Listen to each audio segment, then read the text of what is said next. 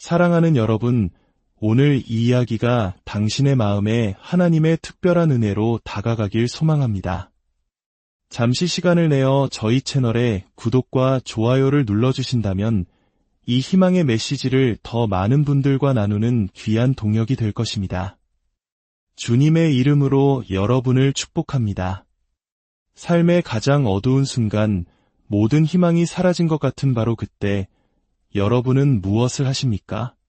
만약 바로 그 절망의 한복판에서 하나님께서 세상의 시각으로는 도무지 이해할 수 없는 명령을 내리신다면 여러분은 어떻게 반응하시겠습니까? 오늘 우리는 성경 속 한 인물, 예언자 예레미야의 이야기를 통해 바로 그 질문에 대한 답을 찾아보려 합니다.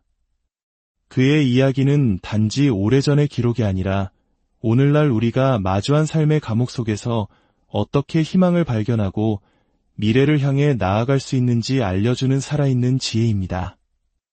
이야기는 예레미야서 32장에서 시작됩니다. 당시 유다 왕국과 수도 예루살렘은 절체절명의 위기에 처해 있었습니다. 막강한 바벨론 제국의 느부갓네살 왕이 대군을 이끌고 성을 포위한 채 죽음과 파괴의 그림자가 도시 전체를 뒤덮고 있었습니다. 성 안의 사람들은 굶주림과 공포에 떨었고 나라의 멸망은 이제 시간 문제처럼 보였습니다. 이러한 국가적 위기 속에서 예언자 예레미야의 상황은 더욱 비참했습니다. 그는 하나님의 말씀을 정직하게 전했다는 이유로 시드기야 왕의 노여움을 사 왕궁의 시위대들에 있는 감옥, 어둡고 축축한 지하 감옥에 갇혀 있었습니다. 모든 것이 끝났다고 생각될 수밖에 없는 최악의 상황이었습니다. 바로 그때 그 깊은 절망의 공간으로 하나님의 말씀이 임했습니다. 예레미야아, 보아라. 너의 숙부 살룸의 아들 하나멜이 내게 와서 말하기를 너는 아나돗에 있는 내 밭을 사라. 이 기업을 물을 권리가 내게 있느니라 할 것이다. 여러분, 한번 상상해 보십시오. 나라가 곧 멸망하고 모든 땅은 적군의 차지가 될 것입니다. 자신은 감옥에 갇혀 한 치 앞도 내다볼 수 없는 상황입니다. 그런데 하나님께서는 곧 휴지 조각이 될지도 모를 땅 문서를 사라고 명령하십니다. 이것은 마치 모든 주식이 폭락하여 상장 폐지를 앞둔 회사의 주식을 전 재산을 털어 사라는 말과도 같았습니다. 상식적으로는 완전히 미친 짓이었습니다. 그러나 잠시 후 정말로 그의 사촌 하나멜이 감옥으로 찾아와 하나님의 말씀 그대로 밭을 사달라고 요청했습니다. 그 순간 예레미야는 이것이 주님의 말씀임을 깨닫습니다. 그는 그 자리에서 은 17세겔을 저울에 달아주고 증인들을 세워 매매 계약서에 서명하고 봉인했습니다. 그리고 그 계약서를 토기 항아리에 넣어 오랫동안 보관하게 했습니다. 왜였을까요? 하나님께서는 곧이어 그 이유를 말씀해 주십니다. 만군의 주, 이스라엘의 하나님이 이와 같이 말하노라. 사람이 이 땅에서 집과 밭과 포도원을 다시 사게 되리라. 할렐루야. 이것은 단순한 부동산 거래가 아니었습니다. 이것은 믿음의 선포였습니다. 모든 것이 무너져 내리는 현실 속에서 하나님께서 약속하시는 회복의 미래에 자신의 모든 것을 투자하는 행위였습니다. 예레미야는 땅을 산 것이 아니라 하나님의 약속을 산 것입니다. 그는 절망을 산 것이 아니라 희망을 산 것입니다. 흥미롭게도 예레미야에게 밭을 팔러 온 사촌의 이름 하나멜은 히브리어로 하나님의 은혜가 임한다는 아름다운 뜻을 가지고 있습니다. 가장 깊은 절망의 감옥 속으로 하나님의 은혜가 찾아와 미래를 사라고 말하고 있는 것입니다. 사랑하는 여러분, 이 이야기는 오늘 우리에게 무엇을 말해주고 있습니까? 하나님께서는 우리에게 이렇게 말씀하고 계십니다. 더 좋은 날이 오고 있다. 이 세 단어의 메시지를 오늘 여러분의 영혼 깊은 곳에 새기시길 바랍니다. 더 좋은 날이 오고 있습니다. 당신의 사역을 향해 선포하십시오. 더 좋은 날이 오고 있습니다. 당신의 가정을 향해 선포하십시오. 더 좋은 날이 오고 있습니다. 당신의 재정을 향해, 당신의 건강을 향해 믿음으로 외치십시오. 더 좋은 날이 오고 있습니다. 우리는 때로 예레미야의 감옥과 같은 상황에 처합니다. 질병, 경제적 어려움, 관계의 깨어짐, 영적 침체라는 감옥에 갇혀 신음할 때가 있습니다. 세상은 우리에게 이제 끝이라고, 포기하라고 속삭입니다. 그러나 바로 그 순간 하나님께서는 우리에게 찾아오셔서 말씀하십니다. 현재의 상황에 너를 팔지 마라. 절망적인 현실을 사지 마라. 대신 내가 약속하는 더 좋은 미래를 믿음으로 살아. 하나님께서는 예레미야가 다른 모든 죄수들이 보는 앞에서 공개적으로 땅을 사게 하셨습니다. 왜냐하면 하나님께서는 그분의 백성들이 어려운 시기를 지날 때 어떤 마음가짐을 가져야 하는지를 보여주고 싶으셨기 때문입니다. 그것은 바로 하나님의 약속을 톡이 항아리에 담아 마음판에 깊이 묻고 현실이 아무리 어두워도 그 약속을 붙들고 나아가는 믿음의 자세입니다. 현재의 고통이 당신의 미래를 소유하게 내버려 두지 마십시오. 미래에 투자하십시오. 상황은 언제나 이대로 머물지 않을 것입니다. 더 밝아질 것이고 더 나아질 것이며 더 큰 축복이 임할 것입니다. 실제로 이스라엘 백성들은 이 약속에도 불구하고 바벨론으로 끌려가 70년간의 포로 생활을 해야 했습니다. 느부갓네살 왕은 예루살렘을 철저히 파괴하고 수만 명의 사람들을 노예로 끌고 갔습니다. 모든 사람이 절망하고 모든 것을 팔아치울 때 하나님의 사람 예레미야는 오히려 미래를 사고 있었습니다. 이것이 바로 믿음의 원리입니다. 모두가 세상의 가치를 팔아버릴 때 우리는 영원한 하나님의 가치를 사들여야 합니다. 세상이 성령의 능력을 의심할 때 우리는 더욱 성령 충만을 사모해야 합니다. 세상이 거룩함과 순결을 낡은 것으로 여길 때 우리는 더욱 거룩한 삶을 살기 위해 투자해야 합니다. 어떤 분들은 이렇게 말할지도 모릅니다. 목사님, 제 과거의 아픔을 모르셔서 하시는 말씀입니다. 맞습니다. 저는 여러분의 과거를 다 알지 못합니다. 그러나 저는 여러분의 미래에 임할 하나님의 은혜를 압니다. 과거의 고통에 얽매이지 말고 다가올 미래의 축복을 기대하며 주님을 찬양하십시오. 하나님께서는 예레미야 29장에서 바벨론의 포로로 잡혀간 백성들에게 놀라운 말씀을 주십니다. 그들은 절망 속에서 아무것도 하지 않고 그저 세월이 흐르기만을 기다릴 수도 있었습니다. 그러나 하나님은 말씀하십니다. 너희는 거기에 집을 짓고 살며 텃밭을 만들고 그 열매를 먹으라. 아내를 맞이하여 자녀를 낳으며 너희 아들이 아내를 얻고 너희 딸이 남편을 맞아 그들로 자녀를 낳게 하여 너희가 거기에서 번성하고 줄어들지 아니하게 하라. 이것은 얼마나 놀라운 명령입니까? 적진의 한복판에서 포로 생활의 절망 속에서 하나님은 그들에게 미래를 심으라고 말씀하십니다. 일상을 살고 가정을 꾸리고 다음 세대를 준비하라고 하십니다.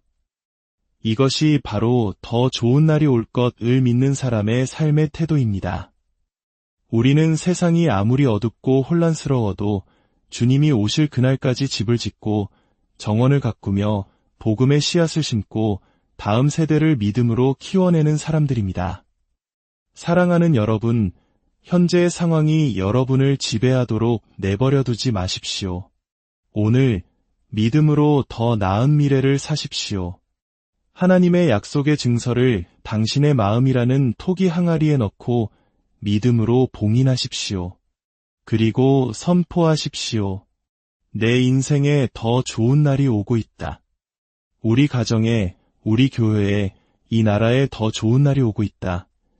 사도 바울은 자신의 육체에 가시와 같은 고통이 있었을 때 3번이나 하나님께 그것을 제거해달라고 간구했습니다. 그러나 하나님은 내 은혜가 내게 족하도다라고 응답하셨습니다. 그 응답을 들은 후 바울의 태도는 완전히 바뀝니다.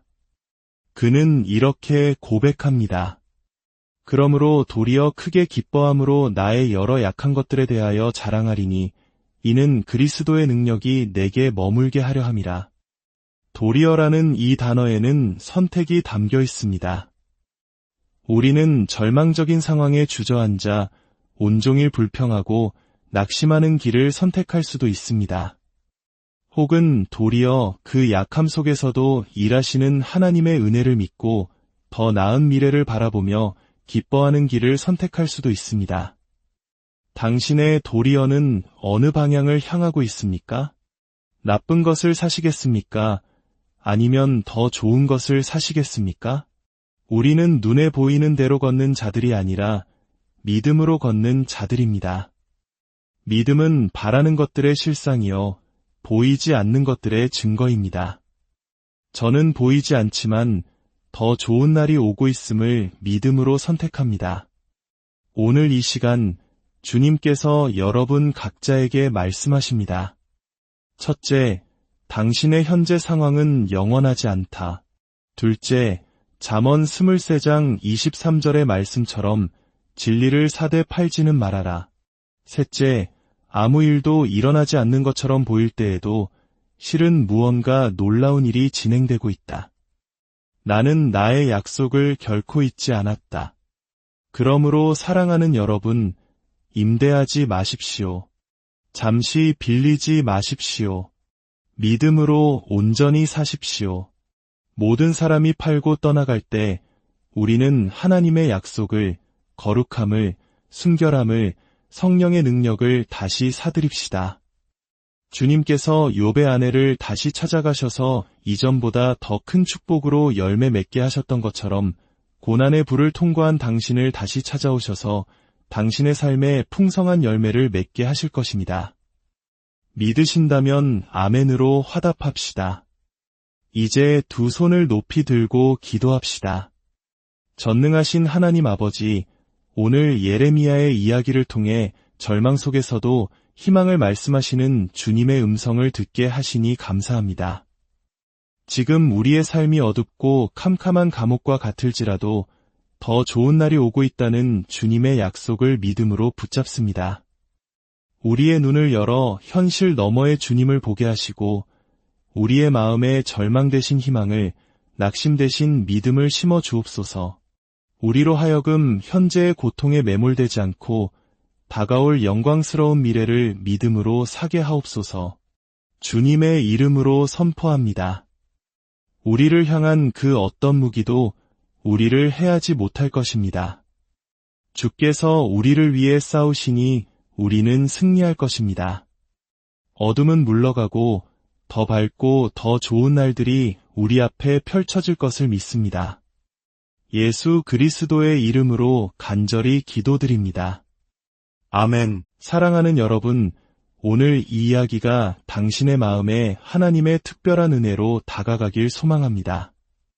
잠시 시간을 내어 저희 채널에 구독과 좋아요를 눌러주신다면 이 희망의 메시지를 더 많은 분들과 나누는 귀한 동력이 될 것입니다.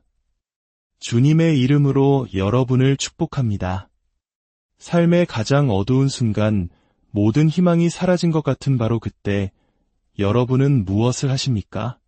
만약 바로 그 절망의 한복판에서 하나님께서 세상의 시각으로는 도무지 이해할 수 없는 명령을 내리신다면 여러분은 어떻게 반응하시겠습니까? 오늘 우리는 성경 속 한 인물, 예언자 예레미야의 이야기를 통해 바로 그 질문에 대한 답을 찾아보려 합니다. 그의 이야기는 단지 오래전의 기록이 아니라 오늘날 우리가 마주한 삶의 감옥 속에서 어떻게 희망을 발견하고 미래를 향해 나아갈 수 있는지 알려주는 살아있는 지혜입니다. 이야기는 예레미야서 32장에서 시작됩니다. 당시 유다 왕국과 수도 예루살렘은 절체절명의 위기에 처해 있었습니다. 막강한 바벨론 제국의 느부갓네살 왕이 대군을 이끌고 성을 포위한 채 죽음과 파괴의 그림자가 도시 전체를 뒤덮고 있었습니다. 성 안의 사람들은 굶주림과 공포에 떨었고 나라의 멸망은 이제 시간 문제처럼 보였습니다. 이러한 국가적 위기 속에서 예언자 예레미야의 상황은 더욱 비참했습니다. 그는 하나님의 말씀을 정직하게 전했다는 이유로 시드기야 왕의 노여움을 사 왕궁의 시위대들에 있는 감옥, 어둡고 축축한 지하 감옥에 갇혀 있었습니다. 모든 것이 끝났다고 생각될 수밖에 없는 최악의 상황이었습니다. 바로 그때 그 깊은 절망의 공간으로 하나님의 말씀이 임했습니다. 예레미야아, 보아라. 너의 숙부 살룸의 아들 하나멜이 내게 와서 말하기를 너는 아나돗에 있는 내 밭을 사라. 이 기업을 물을 권리가 내게 있느니라 할 것이다. 여러분, 한번 상상해 보십시오. 나라가 곧 멸망하고 모든 땅은 적군의 차지가 될 것입니다. 자신은 감옥에 갇혀 한 치 앞도 내다볼 수 없는 상황입니다. 그런데 하나님께서는 곧 휴지 조각이 될지도 모를 땅 문서를 사라고 명령하십니다. 이것은 마치 모든 주식이 폭락하여 상장 폐지를 앞둔 회사의 주식을 전 재산을 털어 사라는 말과도 같았습니다. 상식적으로는 완전히 미친 짓이었습니다. 그러나 잠시 후 정말로 그의 사촌 하나멜이 감옥으로 찾아와 하나님의 말씀 그대로 밭을 사달라고 요청했습니다. 그 순간 예레미야는 이것이 주님의 말씀임을 깨닫습니다. 그는 그 자리에서 은 17세겔을 저울에 달아주고 증인들을 세워 매매 계약서에 서명하고 봉인했습니다. 그리고 그 계약서를 토기 항아리에 넣어 오랫동안 보관하게 했습니다. 왜였을까요? 하나님께서는 곧이어 그 이유를 말씀해 주십니다. 만군의 주, 이스라엘의 하나님이 이와 같이 말하노라. 사람이 이 땅에서 집과 밭과 포도원을 다시 사게 되리라. 할렐루야. 이것은 단순한 부동산 거래가 아니었습니다. 이것은 믿음의 선포였습니다. 모든 것이 무너져 내리는 현실 속에서 하나님께서 약속하시는 회복의 미래에 자신의 모든 것을 투자하는 행위였습니다. 예레미야는 땅을 산 것이 아니라 하나님의 약속을 산 것입니다. 그는 절망을 산 것이 아니라 희망을 산 것입니다. 흥미롭게도 예레미야에게 밭을 팔러 온 사촌의 이름 하나멜은 히브리어로 하나님의 은혜가 임한다는 아름다운 뜻을 가지고 있습니다. 가장 깊은 절망의 감옥 속으로 하나님의 은혜가 찾아와 미래를 사라고 말하고 있는 것입니다. 사랑하는 여러분, 이 이야기는 오늘 우리에게 무엇을 말해주고 있습니까? 하나님께서는 우리에게 이렇게 말씀하고 계십니다. 더 좋은 날이 오고 있다. 이 세 단어의 메시지를 오늘 여러분의 영혼 깊은 곳에 새기시길 바랍니다. 더 좋은 날이 오고 있습니다. 당신의 사역을 향해 선포하십시오. 더 좋은 날이 오고 있습니다. 당신의 가정을 향해 선포하십시오. 더 좋은 날이 오고 있습니다. 당신의 재정을 향해, 당신의 건강을 향해 믿음으로 외치십시오. 더 좋은 날이 오고 있습니다. 우리는 때로 예레미야의 감옥과 같은 상황에 처합니다. 질병, 경제적 어려움, 관계의 깨어짐, 영적 침체라는 감옥에 갇혀 신음할 때가 있습니다. 세상은 우리에게 이제 끝이라고, 포기하라고 속삭입니다. 그러나 바로 그 순간 하나님께서는 우리에게 찾아오셔서 말씀하십니다. 현재의 상황에 너를 팔지 마라. 절망적인 현실을 사지 마라. 대신 내가 약속하는 더 좋은 미래를 믿음으로 살아. 하나님께서는 예레미야가 다른 모든 죄수들이 보는 앞에서 공개적으로 땅을 사게 하셨습니다. 왜냐하면 하나님께서는 그분의 백성들이 어려운 시기를 지날 때 어떤 마음가짐을 가져야 하는지를 보여주고 싶으셨기 때문입니다. 그것은 바로 하나님의 약속을 토기 항아리에 담아 마음판에 깊이 묻고 현실이 아무리 어두워도 그 약속을 붙들고 나아가는 믿음의 자세입니다. 현재의 고통이 당신의 미래를 소유하게 내버려 두지 마십시오. 미래에 투자하십시오. 상황은 언제나 이대로 머물지 않을 것입니다. 더 밝아질 것이고 더 나아질 것이며 더 큰 축복이 임할 것입니다. 실제로 이스라엘 백성들은 이 약속에도 불구하고 바벨론으로 끌려가 70년간의 포로 생활을 해야 했습니다. 느부갓네살 왕은 예루살렘을 철저히 파괴하고 수만 명의 사람들을 노예로 끌고 갔습니다. 모든 사람이 절망하고 모든 것을 팔아치울 때 하나님의 사람 예레미야는 오히려 미래를 사고 있었습니다. 이것이 바로 믿음의 원리입니다. 모두가 세상의 가치를 팔아버릴 때 우리는 영원한 하나님의 가치를 사들여야 합니다. 세상이 성령의 능력을 의심할 때 우리는 더욱 성령 충만을 사모해야 합니다. 세상이 거룩함과 순결을 낡은 것으로 여길 때 우리는 더욱 거룩한 삶을 살기 위해 투자해야 합니다. 어떤 분들은 이렇게 말할지도 모릅니다. 목사님, 제 과거의 아픔을 모르셔서 하시는 말씀입니다. 맞습니다. 저는 여러분의 과거를 다 알지 못합니다. 그러나 저는 여러분의 미래에 임할 하나님의 은혜를 압니다. 과거의 고통에 얽매이지 말고 다가올 미래의 축복을 기대하며 주님을 찬양하십시오. 하나님께서는 예레미야 29장에서 바벨론의 포로로 잡혀간 백성들에게 놀라운 말씀을 주십니다. 그들은 절망 속에서 아무것도 하지 않고 그저 세월이 흐르기만을 기다릴 수도 있었습니다. 그러나 하나님은 말씀하십니다. 너희는 거기에 집을 짓고 살며 텃밭을 만들고 그 열매를 먹으라.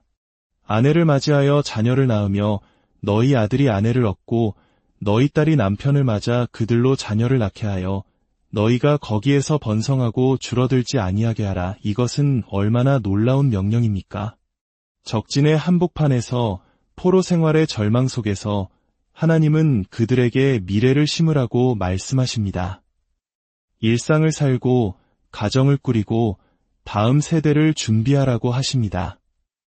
이것이 바로 더 좋은 날이 올 것을 믿는 사람의 삶의 태도입니다. 우리는 세상이 아무리 어둡고 혼란스러워도 주님이 오실 그날까지 집을 짓고 정원을 가꾸며 복음의 씨앗을 심고 다음 세대를 믿음으로 키워내는 사람들입니다. 사랑하는 여러분, 현재의 상황이 여러분을 지배하도록 내버려두지 마십시오. 오늘 믿음으로 더 나은 미래를 사십시오. 하나님의 약속의 증서를 당신의 마음이라는 토기 항아리에 넣고 믿음으로 봉인하십시오. 그리고 선포하십시오. 내 인생에 더 좋은 날이 오고 있다. 우리 가정에, 우리 교회에, 이 나라에 더 좋은 날이 오고 있다. 사도 바울은 자신의 육체에 가시와 같은 고통이 있었을 때 3번이나 하나님께 그것을 제거해달라고 간구했습니다. 그러나 하나님은 내 은혜가 내게 족하도다라고 응답하셨습니다. 그 응답을 들은 후 바울의 태도는 완전히 바뀝니다. 그는 이렇게 고백합니다. 그러므로 도리어 크게 기뻐함으로 나의 여러 약한 것들에 대하여 자랑하리니 이는 그리스도의 능력이 내게 머물게 하려 함이라. 도리어라는 이 단어에는 선택이 담겨 있습니다. 우리는 절망적인 상황에 주저앉아 온종일 불평하고 낙심하는 길을 선택할 수도 있습니다. 혹은 도리어 그 약함 속에서도 일하시는 하나님의 은혜를 믿고 더 나은 미래를 바라보며 기뻐하는 길을 선택할 수도 있습니다. 당신의 도리어는 어느 방향을 향하고 있습니까? 나쁜 것을 사시겠습니까? 아니면 더 좋은 것을 사시겠습니까? 우리는 눈에 보이는 대로 걷는 자들이 아니라 믿음으로 걷는 자들입니다.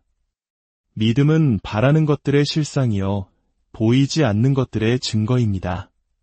저는 보이지 않지만 더 좋은 날이 오고 있음을 믿음으로 선택합니다. 오늘 이 시간 주님께서 여러분 각자에게 말씀하십니다. 첫째, 당신의 현재 상황은 영원하지 않다. 둘째, 잠언 23장 23절의 말씀처럼 진리를 사대 팔지는 말아라. 셋째, 아무 일도 일어나지 않는 것처럼 보일 때에도 실은 무언가 놀라운 일이 진행되고 있다. 나는 나의 약속을 결코 잊지 않았다. 그러므로 사랑하는 여러분, 임대하지 마십시오. 잠시 빌리지 마십시오. 믿음으로 온전히 사십시오. 모든 사람이 팔고 떠나갈 때 우리는 하나님의 약속을, 거룩함을, 순결함을, 성령의 능력을 다시 사드립시다. 주님께서 욥의 아내를 다시 찾아가셔서 이전보다 더 큰 축복으로 열매 맺게 하셨던 것처럼 고난의 불을 통과한 당신을 다시 찾아오셔서 당신의 삶에 풍성한 열매를 맺게 하실 것입니다. 믿으신다면 아멘으로 화답합시다. 이제 두 손을 높이 들고 기도합시다. 전능하신 하나님 아버지, 오늘 예레미야의 이야기를 통해 절망 속에서도 희망을 말씀하시는 주님의 음성을 듣게 하시니 감사합니다. 지금 우리의 삶이 어둡고 캄캄한 감옥과 같을지라도 더 좋은 날이 오고 있다는 주님의 약속을 믿음으로 붙잡습니다. 우리의 눈을 열어 현실 너머의 주님을 보게 하시고 우리의 마음에 절망되신 희망을, 낙심되신 믿음을 심어 주옵소서. 우리로 하여금 현재의 고통에 매몰되지 않고 다가올 영광스러운 미래를 믿음으로 사게 하옵소서. 주님의 이름으로 선포합니다.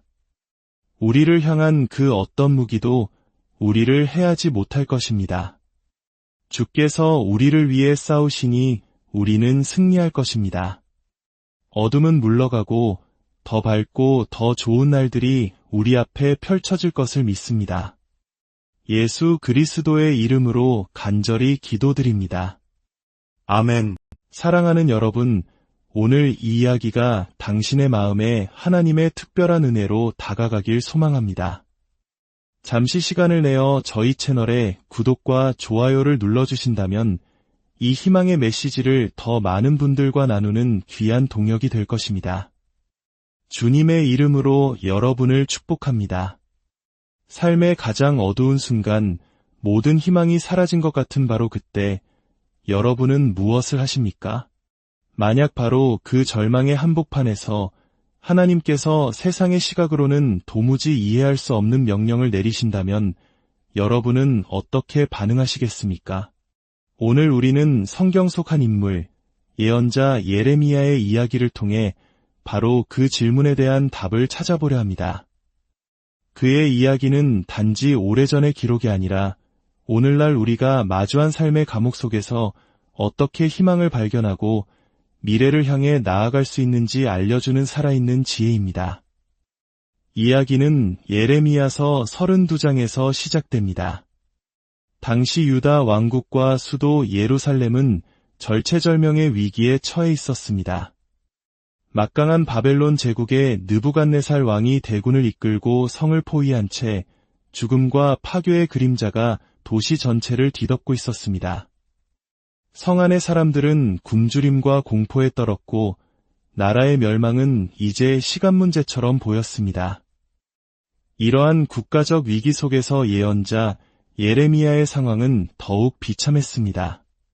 그는 하나님의 말씀을 정직하게 전했다는 이유로 시드기야 왕의 노여움을 사 왕궁의 시위대들에 있는 감옥, 어둡고 축축한 지하 감옥에 갇혀 있었습니다. 모든 것이 끝났다고 생각될 수밖에 없는 최악의 상황이었습니다. 바로 그때 그 깊은 절망의 공간으로 하나님의 말씀이 임했습니다. 예레미야아, 보아라. 너의 숙부 살룸의 아들 하나멜이 내게 와서 말하기를 너는 아나돗에 있는 내 밭을 사라. 이 기업을 물을 권리가 내게 있느니라 할 것이다. 여러분, 한번 상상해 보십시오.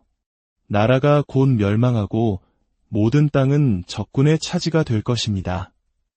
자신은 감옥에 갇혀 한 치 앞도 내다볼 수 없는 상황입니다. 그런데 하나님께서는 곧 휴지 조각이 될지도 모를 땅 문서를 사라고 명령하십니다. 이것은 마치 모든 주식이 폭락하여 상장 폐지를 앞둔 회사의 주식을 전 재산을 털어 사라는 말과도 같았습니다. 상식적으로는 완전히 미친 짓이었습니다. 그러나 잠시 후 정말로 그의 사촌 하나멜이 감옥으로 찾아와 하나님의 말씀 그대로 밭을 사달라고 요청했습니다. 그 순간 예레미야는 이것이 주님의 말씀임을 깨닫습니다. 그는 그 자리에서 은 17세겔을 저울에 달아주고 증인들을 세워 매매 계약서에 서명하고 봉인했습니다. 그리고 그 계약서를 토기 항아리에 넣어 오랫동안 보관하게 했습니다. 왜였을까요? 하나님께서는 곧이어 그 이유를 말씀해 주십니다. 만군의 주 이스라엘의 하나님이 이와 같이 말하노라.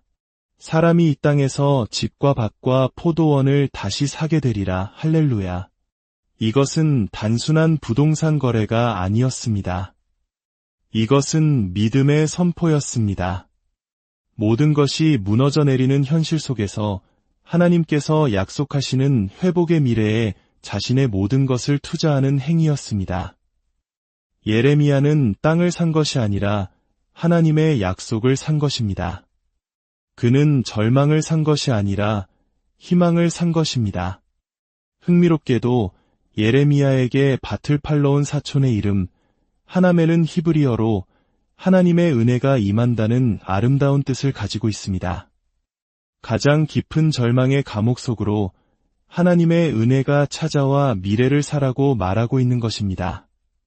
사랑하는 여러분, 이 이야기는 오늘 우리에게 무엇을 말해주고 있습니까? 하나님께서는 우리에게 이렇게 말씀하고 계십니다. 더 좋은 날이 오고 있다. 이 세 단어의 메시지를 오늘 여러분의 영혼 깊은 곳에 새기시길 바랍니다. 더 좋은 날이 오고 있습니다. 당신의 사역을 향해 선포하십시오. 더 좋은 날이 오고 있습니다. 당신의 가정을 향해 선포하십시오. 더 좋은 날이 오고 있습니다. 당신의 재정을 향해, 당신의 건강을 향해 믿음으로 외치십시오. 더 좋은 날이 오고 있습니다. 우리는 때로 예레미야의 감옥과 같은 상황에 처합니다.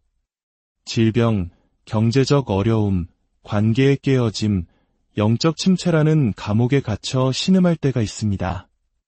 세상은 우리에게 이제 끝이라고, 포기하라고 속삭입니다. 그러나 바로 그 순간 하나님께서는 우리에게 찾아오셔서 말씀하십니다. 현재의 상황에 너를 팔지 마라. 절망적인 현실을 사지 마라. 대신 내가 약속하는 더 좋은 미래를 믿음으로 살아. 하나님께서는 예레미야가 다른 모든 죄수들이 보는 앞에서 공개적으로 땅을 사게 하셨습니다. 왜냐하면 하나님께서는 그분의 백성들이 어려운 시기를 지날 때 어떤 마음가짐을 가져야 하는지를 보여주고 싶으셨기 때문입니다. 그것은 바로 하나님의 약속을 토기 항아리에 담아 마음판에 깊이 묻고 현실이 아무리 어두워도 그 약속을 붙들고 나아가는 믿음의 자세입니다. 현재의 고통이 당신의 미래를 소유하게 내버려 두지 마십시오. 미래에 투자하십시오. 상황은 언제나 이대로 머물지 않을 것입니다. 더 밝아질 것이고 더 나아질 것이며 더 큰 축복이 임할 것입니다. 실제로 이스라엘 백성들은 이 약속에도 불구하고 바벨론으로 끌려가 70년간의 포로 생활을 해야 했습니다. 느부갓네살 왕은 예루살렘을 철저히 파괴하고 수만 명의 사람들을 노예로 끌고 갔습니다. 모든 사람이 절망하고 모든 것을 팔아치울 때 하나님의 사람 예레미야는 오히려 미래를 사고 있었습니다. 이것이 바로 믿음의 원리입니다. 모두가 세상의 가치를 팔아버릴 때 우리는 영원한 하나님의 가치를 사들여야 합니다. 세상이 성령의 능력을 의심할 때 우리는 더욱 성령 충만을 사모해야 합니다. 세상이 거룩함과 순결을 낡은 것으로 여길 때 우리는 더욱 거룩한 삶을 살기 위해 투자해야 합니다. 어떤 분들은 이렇게 말할지도 모릅니다. 목사님, 제 과거의 아픔을 모르셔서 하시는 말씀입니다. 맞습니다. 저는 여러분의 과거를 다 알지 못합니다. 그러나 저는 여러분의 미래에 임할 하나님의 은혜를 압니다. 과거의 고통에 얽매이지 말고 다가올 미래의 축복을 기대하며 주님을 찬양하십시오. 하나님께서는 예레미야 29장에서 바벨론의 포로로 잡혀간 백성들에게 놀라운 말씀을 주십니다. 그들은 절망 속에서 아무것도 하지 않고 그저 세월이 흐르기만을 기다릴 수도 있었습니다. 그러나 하나님은 말씀하십니다. 너희는 거기에 집을 짓고 살며 텃밭을 만들고 그 열매를 먹으라. 아내를 맞이하여 자녀를 낳으며 너희 아들이 아내를 얻고 너희 딸이 남편을 맞아 그들로 자녀를 낳게 하여 너희가 거기에서 번성하고 줄어들지 아니하게 하라. 이것은 얼마나 놀라운 명령입니까? 적진의 한복판에서 포로 생활의 절망 속에서 하나님은 그들에게 미래를 심으라고 말씀하십니다. 일상을 살고 가정을 꾸리고 다음 세대를 준비하라고 하십니다. 이것이 바로 더 좋은 날이 올 것을 믿는 사람의 삶의 태도입니다. 우리는 세상이 아무리 어둡고 혼란스러워도 주님이 오실 그날까지 집을 짓고 정원을 가꾸며 복음의 씨앗을 심고 다음 세대를 믿음으로 키워내는 사람들입니다. 사랑하는 여러분, 현재의 상황이 여러분을 지배하도록 내버려두지 마십시오. 오늘 믿음으로 더 나은 미래를 사십시오. 하나님의 약속의 증서를 당신의 마음이라는 토기 항아리에 넣고 믿음으로 봉인하십시오. 그리고 선포하십시오. 내 인생에 더 좋은 날이 오고 있다. 우리 가정에, 우리 교회에, 이 나라에 더 좋은 날이 오고 있다. 사도 바울은 자신의 육체에 가시와 같은 고통이 있었을 때 3번이나 하나님께 그것을 제거해달라고 간구했습니다. 그러나 하나님은 내 은혜가 내게 족하도다라고 응답하셨습니다. 그 응답을 들은 후 바울의 태도는 완전히 바뀝니다. 그는 이렇게 고백합니다. 그러므로 도리어 크게 기뻐함으로 나의 여러 약한 것들에 대하여 자랑하리니 이는 그리스도의 능력이 내게 머물게 하려 함이라. 도리어라는 이 단어에는 선택이 담겨 있습니다. 우리는 절망적인 상황에 주저앉아 온종일 불평하고 낙심하는 길을 선택할 수도 있습니다. 혹은 도리어 그 약함 속에서도 일하시는 하나님의 은혜를 믿고 더 나은 미래를 바라보며 기뻐하는 길을 선택할 수도 있습니다. 당신의 도리어는 어느 방향을 향하고 있습니까? 나쁜 것을 사시겠습니까? 아니면 더 좋은 것을 사시겠습니까? 우리는 눈에 보이는 대로 걷는 자들이 아니라 믿음으로 걷는 자들입니다. 믿음은 바라는 것들의 실상이요, 보이지 않는 것들의 증거입니다. 저는 보이지 않지만 더 좋은 날이 오고 있음을 믿음으로 선택합니다. 오늘 이 시간 주님께서 여러분 각자에게 말씀하십니다. 첫째, 당신의 현재 상황은 영원하지 않다. 둘째, 잠언 23장 23절의 말씀처럼 진리를 사대 팔지는 말아라. 셋째, 아무 일도 일어나지 않는 것처럼 보일 때에도 실은 무언가 놀라운 일이 진행되고 있다. 나는 나의 약속을 결코 잊지 않았다. 그러므로 사랑하는 여러분, 임대하지 마십시오. 잠시 빌리지 마십시오. 믿음으로 온전히 사십시오. 모든 사람이 팔고 떠나갈 때 우리는 하나님의 약속을, 거룩함을, 순결함을, 성령의 능력을 다시 사드립시다.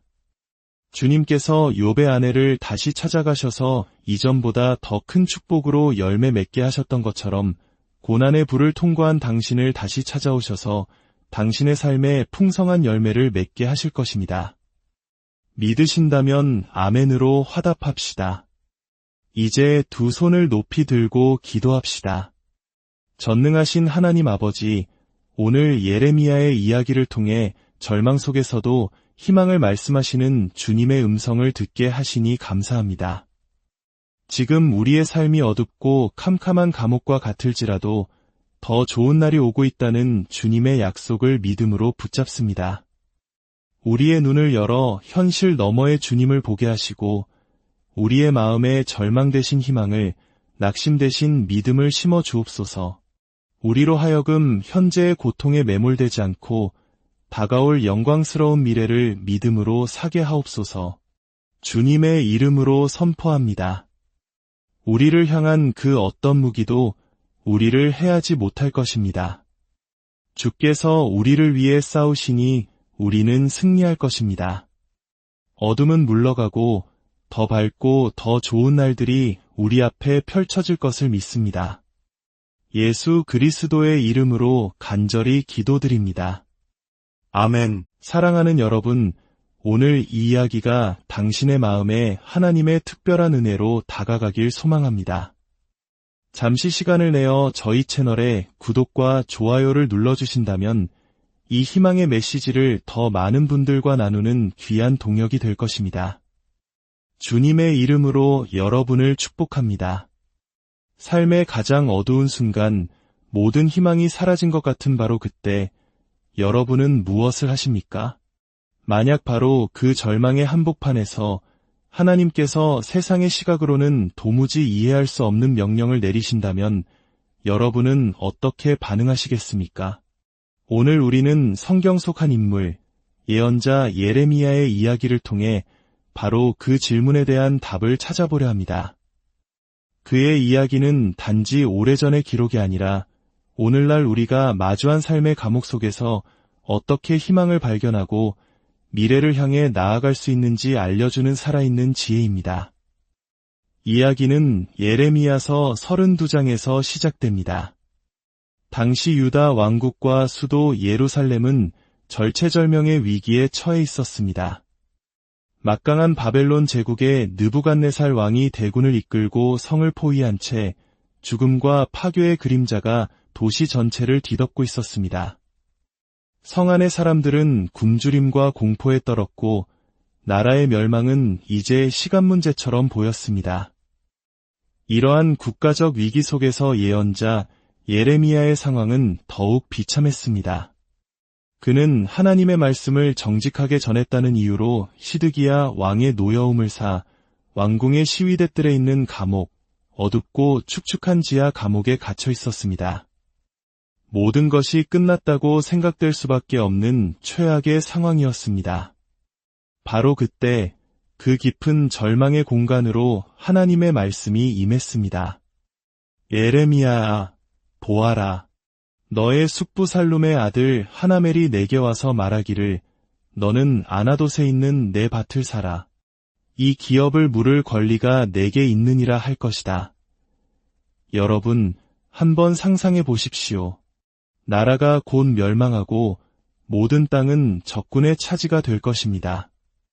자신은 감옥에 갇혀 한 치 앞도 내다볼 수 없는 상황입니다. 그런데 하나님께서는 곧 휴지 조각이 될지도 모를 땅 문서를 사라고 명령하십니다. 이것은 마치 모든 주식이 폭락하여 상장 폐지를 앞둔 회사의 주식을 전 재산을 털어 사라는 말과도 같았습니다. 상식적으로는 완전히 미친 짓이었습니다. 그러나 잠시 후 정말로 그의 사촌 하나멜이 감옥으로 찾아와 하나님의 말씀 그대로 밭을 사달라고 요청했습니다. 그 순간 예레미야는 이것이 주님의 말씀임을 깨닫습니다. 그는 그 자리에서 은 17세겔을 저울에 달아주고 증인들을 세워 매매 계약서에 서명하고 봉인했습니다. 그리고 그 계약서를 토기 항아리에 넣어 오랫동안 보관하게 했습니다. 왜였을까요? 하나님께서는 곧이어 그 이유를 말씀해 주십니다. 만군의 주, 이스라엘의 하나님이 이와 같이 말하노라. 사람이 이 땅에서 집과 밭과 포도원을 다시 사게 되리라. 할렐루야. 이것은 단순한 부동산 거래가 아니었습니다. 이것은 믿음의 선포였습니다. 모든 것이 무너져 내리는 현실 속에서 하나님께서 약속하시는 회복의 미래에 자신의 모든 것을 투자하는 행위였습니다. 예레미야는 땅을 산 것이 아니라 하나님의 약속을 산 것입니다. 그는 절망을 산 것이 아니라 희망을 산 것입니다. 흥미롭게도 예레미야에게 밭을 팔러 온 사촌의 이름 하나멜은 히브리어로 하나님의 은혜가 임한다는 아름다운 뜻을 가지고 있습니다. 가장 깊은 절망의 감옥 속으로 하나님의 은혜가 찾아와 미래를 사라고 말하고 있는 것입니다. 사랑하는 여러분, 이 이야기는 오늘 우리에게 무엇을 말해주고 있습니까? 하나님께서는 우리에게 이렇게 말씀하고 계십니다. 더 좋은 날이 오고 있다. 이 세 단어의 메시지를 오늘 여러분의 영혼 깊은 곳에 새기시길 바랍니다. 더 좋은 날이 오고 있습니다. 당신의 사역을 향해 선포하십시오. 더 좋은 날이 오고 있습니다. 당신의 가정을 향해 선포하십시오. 더 좋은 날이 오고 있습니다. 당신의 재정을 향해, 당신의 건강을 향해 믿음으로 외치십시오. 더 좋은 날이 오고 있습니다. 우리는 때로 예레미야의 감옥과 같은 상황에 처합니다. 질병, 경제적 어려움, 관계의 깨어짐, 영적 침체라는 감옥에 갇혀 신음할 때가 있습니다. 세상은 우리에게 이제 끝이라고, 포기하라고 속삭입니다. 그러나 바로 그 순간 하나님께서는 우리에게 찾아오셔서 말씀하십니다. 현재의 상황에 너를 팔지 마라. 절망적인 현실을 사지 마라. 대신 내가 약속하는 더 좋은 미래를 믿음으로 살아. 하나님께서는 예레미야가 다른 모든 죄수들이 보는 앞에서 공개적으로 땅을 사게 하셨습니다. 왜냐하면 하나님께서는 그분의 백성들이 어려운 시기를 지날 때 어떤 마음가짐을 가져야 하는지를 보여주고 싶으셨기 때문입니다. 그것은 바로 하나님의 약속을 톡이 항아리에 담아 마음판에 깊이 묻고 현실이 아무리 어두워도 그 약속을 붙들고 나아가는 믿음의 자세입니다. 현재의 고통이 당신의 미래를 소유하게 내버려 두지 마십시오. 미래에 투자하십시오. 상황은 언제나 이대로 머물지 않을 것입니다. 더 밝아질 것이고 더 나아질 것이며 더 큰 축복이 임할 것입니다. 실제로 이스라엘 백성들은 이 약속에도 불구하고 바벨론으로 끌려가 70년간의 포로 생활을 해야 했습니다. 느부갓네살 왕은 예루살렘을 철저히 파괴하고 수만 명의 사람들을 노예로 끌고 갔습니다.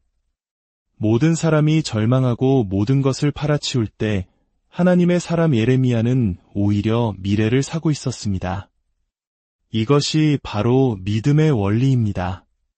모두가 세상의 가치를 팔아버릴 때 우리는 영원한 하나님의 가치를 사들여야 합니다.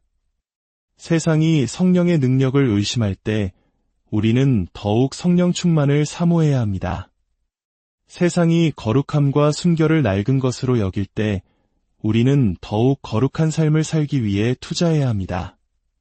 어떤 분들은 이렇게 말할지도 모릅니다. 목사님, 제 과거의 아픔을 모르셔서 하시는 말씀입니다. 맞습니다. 저는 여러분의 과거를 다 알지 못합니다.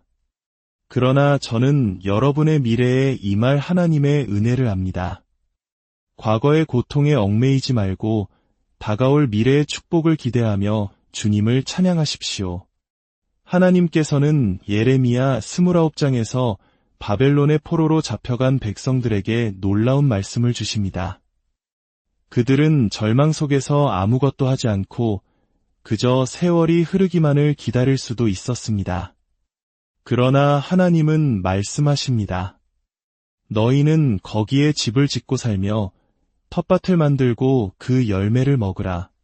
아내를 맞이하여 자녀를 낳으며 너희 아들이 아내를 얻고 너희 딸이 남편을 맞아 그들로 자녀를 낳게 하여 너희가 거기에서 번성하고 줄어들지 아니하게 하라. 이것은 얼마나 놀라운 명령입니까? 적진의 한복판에서 포로 생활의 절망 속에서 하나님은 그들에게 미래를 심으라고 말씀하십니다. 일상을 살고 가정을 꾸리고 다음 세대를 준비하라고 하십니다. 이것이 바로 더 좋은 날이 올 것을 믿는 사람의 삶의 태도입니다. 우리는 세상이 아무리 어둡고 혼란스러워도 주님이 오실 그날까지 집을 짓고 정원을 가꾸며 복음의 씨앗을 심고 다음 세대를 믿음으로 키워내는 사람들입니다. 사랑하는 여러분, 현재의 상황이 여러분을 지배하도록 내버려 두지 마십시오. 오늘 믿음으로 더 나은 미래를 사십시오. 하나님의 약속의 증서를 당신의 마음이라는 토기 항아리에 넣고 믿음으로 봉인하십시오. 그리고 선포하십시오. 내 인생에 더 좋은 날이 오고 있다. 우리 가정에, 우리 교회에, 이 나라에 더 좋은 날이 오고 있다. 사도 바울은 자신의 육체에 가시와 같은 고통이 있었을 때 3번이나 하나님께 그것을 제거해달라고 간구했습니다. 그러나 하나님은 내 은혜가 내게 족하도다라고 응답하셨습니다. 그 응답을 들은 후 바울의 태도는 완전히 바뀝니다. 그는 이렇게 고백합니다. 그러므로 도리어 크게 기뻐함으로 나의 여러 약한 것들에 대하여 자랑하리니 이는 그리스도의 능력이 내게 머물게 하려 함이라. 도리어라는 이 단어에는 선택이 담겨 있습니다. 우리는 절망적인 상황에 주저앉아 온종일 불평하고 낙심하는 길을 선택할 수도 있습니다. 혹은 도리어 그 약함 속에서도 일하시는 하나님의 은혜를 믿고 더 나은 미래를 바라보며 기뻐하는 길을 선택할 수도 있습니다. 당신의 도리어는 어느 방향을 향하고 있습니까? 나쁜 것을 사시겠습니까? 아니면 더 좋은 것을 사시겠습니까? 우리는 눈에 보이는 대로 걷는 자들이 아니라 믿음으로 걷는 자들입니다. 믿음은 바라는 것들의 실상이요, 보이지 않는 것들의 증거입니다. 저는 보이지 않지만 더 좋은 날이 오고 있음을 믿음으로 선택합니다. 오늘 이 시간 주님께서 여러분 각자에게 말씀하십니다. 첫째, 당신의 현재 상황은 영원하지 않다. 둘째, 잠언 23장 23절의 말씀처럼 진리를 사대 팔지는 말아라. 셋째, 아무 일도 일어나지 않는 것처럼 보일 때에도 실은 무언가 놀라운 일이 진행되고 있다. 나는 나의 약속을 결코 잊지 않았다. 그러므로 사랑하는 여러분, 임대하지 마십시오. 잠시 빌리지 마십시오. 믿음으로 온전히 사십시오. 모든 사람이 팔고 떠나갈 때 우리는 하나님의 약속을, 거룩함을, 순결함을, 성령의 능력을 다시 사드립시다. 주님께서 욥의 아내를 다시 찾아가셔서 이전보다 더 큰 축복으로 열매 맺게 하셨던 것처럼 고난의 불을 통과한 당신을 다시 찾아오셔서 당신의 삶에 풍성한 열매를 맺게 하실 것입니다. 믿으신다면 아멘으로 화답합시다. 이제 두 손을 높이 들고 기도합시다. 전능하신 하나님 아버지, 오늘 예레미야의 이야기를 통해 절망 속에서도 희망을 말씀하시는 주님의 음성을 듣게 하시니 감사합니다. 지금 우리의 삶이 어둡고 캄캄한 감옥과 같을지라도 더 좋은 날이 오고 있다는 주님의 약속을 믿음으로 붙잡습니다. 우리의 눈을 열어 현실 너머의 주님을 보게 하시고 우리의 마음에 절망 대신 희망을, 낙심 대신 믿음을 심어 주옵소서. 우리로 하여금 현재의 고통에 매몰되지 않고 다가올 영광스러운 미래를 믿음으로 사게 하옵소서. 주님의 이름으로 선포합니다. 우리를 향한 그 어떤 무기도 우리를 해하지 못할 것입니다. 주께서 우리를 위해 싸우시니 우리는 승리할 것입니다. 어둠은 물러가고 더 밝고 더 좋은 날들이 우리 앞에 펼쳐질 것을 믿습니다. 예수 그리스도의 이름으로 간절히 기도드립니다. 아멘. 사랑하는 여러분, 오늘 이 이야기가 당신의 마음에 하나님의 특별한 은혜로 다가가길 소망합니다. 잠시 시간을 내어 저희 채널에 구독과 좋아요를 눌러주신다면 이 희망의 메시지를 더 많은 분들과 나누는 귀한 동역이 될 것입니다. 주님의 이름으로 여러분을 축복합니다. 삶의 가장 어두운 순간, 모든 희망이 사라진 것 같은 바로 그때 여러분은 무엇을 하십니까? 만약 바로 그 절망의 한복판에서 하나님께서 세상의 시각으로는 도무지 이해할 수 없는 명령을 내리신다면 여러분은 어떻게 반응하시겠습니까? 오늘 우리는 성경 속 한 인물, 예언자 예레미야의 이야기를 통해 바로 그 질문에 대한 답을 찾아보려 합니다. 그의 이야기는 단지 오래전의 기록이 아니라 오늘날 우리가 마주한 삶의 감옥 속에서 어떻게 희망을 발견하고 미래를 향해 나아갈 수 있는지 알려주는 살아있는 지혜입니다. 이야기는 예레미야서 32장에서 시작됩니다. 당시 유다 왕국과 수도 예루살렘은 절체절명의 위기에 처해 있었습니다. 막강한 바벨론 제국의 느부갓네살 왕이 대군을 이끌고 성을 포위한 채 죽음과 파괴의 그림자가 도시 전체를 뒤덮고 있었습니다.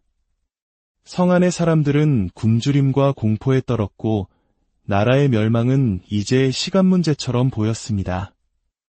이러한 국가적 위기 속에서 예언자 예레미야의 상황은 더욱 비참했습니다.